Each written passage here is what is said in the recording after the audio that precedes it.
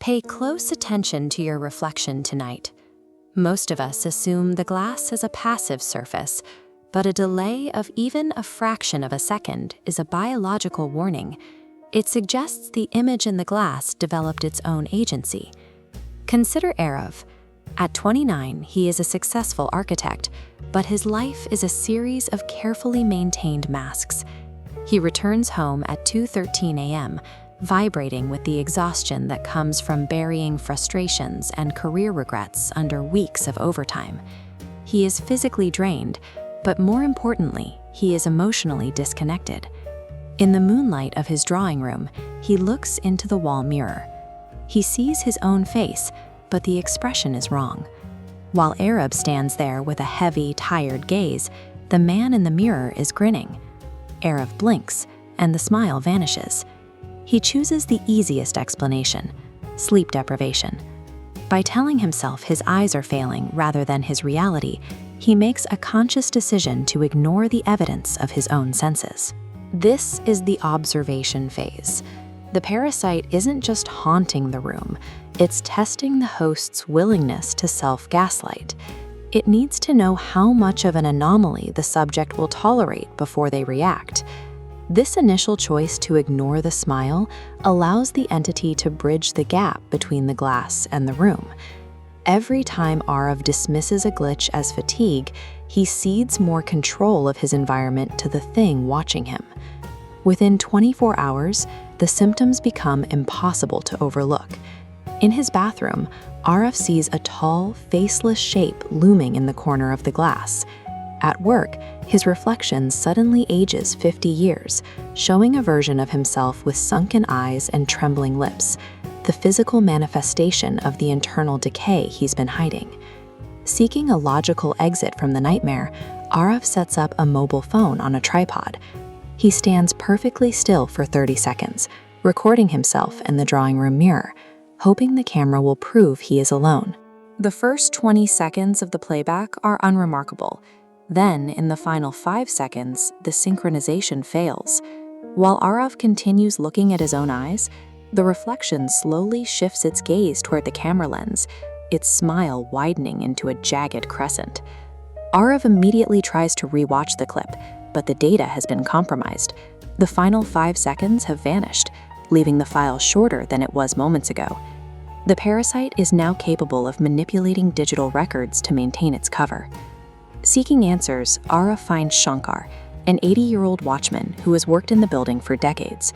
Shankar reveals the fate of Vivek Mehra, a painter who occupied this same flat 15 years earlier and obsessed over the idea that our real faces are never actually seen in the mirror.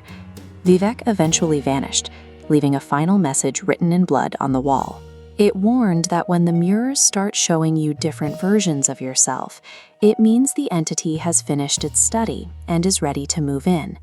The entity functions like a generational predator.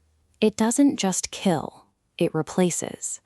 It erodes the host's mental state until they can no longer distinguish their own identity from the one being projected at them.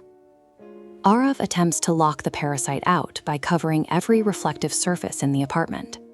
He drapes heavy blankets over the mirrors and towels over the microwave and television, trying to kill the entity's line of sight.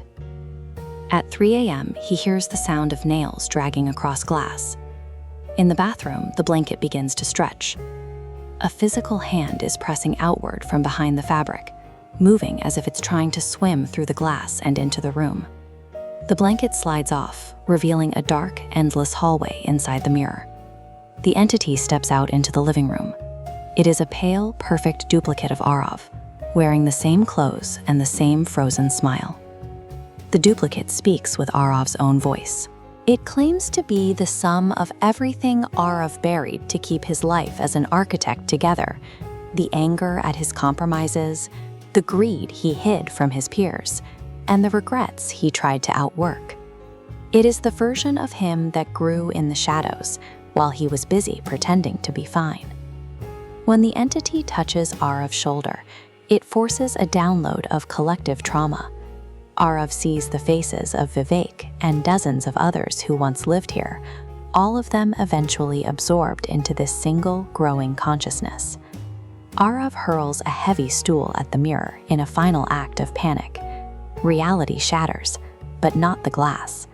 The walls become thousands of shards, each showing Aarav at a different stage of life, all smiling back at him.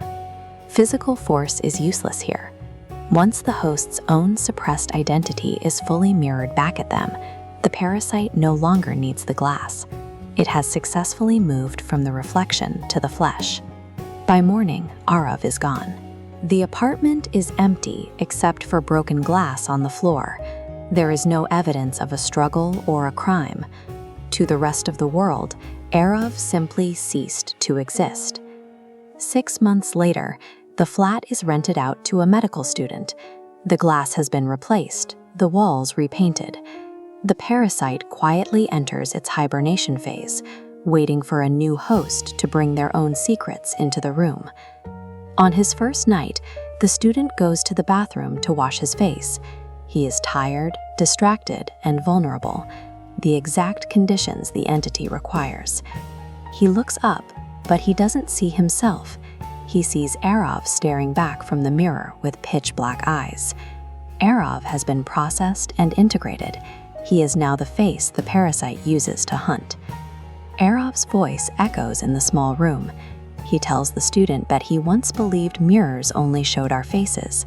Then the overhead lights suddenly cut out, leaving the young student entirely alone in the dark, with the man in the glass. The entity feeds on the versions of ourselves we refuse to acknowledge. If you look in the mirror tonight, and your reflection smiles a fraction of a second too late, do not look away. It means your replacement has already arrived.